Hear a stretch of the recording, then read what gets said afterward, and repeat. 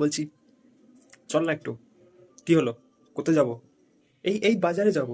না না না, তুই বাজার বলিস, তারপর বাজার, দোকান, মাঠ, ঘাট, রাস্তা, পায়খানা সব জায়গায় আমাকে পড়ে থাকিস। ধুলো ময়লা অ্যাটলিস্ট একটু কেচে নিবি কখনো কখনো। না, সেসব তো করিস না। তো আই এম সরি, আমি যাবো না তোর সাথে। আচ্ছা, তোর কি আমি ছাড়া কেউ নেই? আরো তো অনেক সোয়েটার আমার সাথে টাঙ্কে থাকে।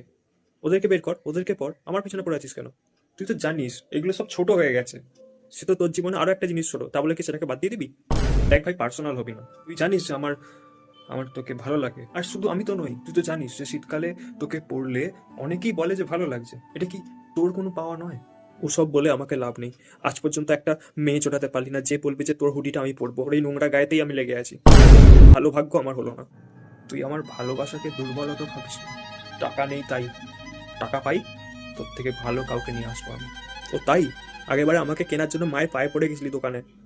ন্যাকামি করিস না, চ এবারে যাচ্ছি। লোকাল সার্ফ ইউজ না করে ইজি দিয়ে কাচবি আমাকে।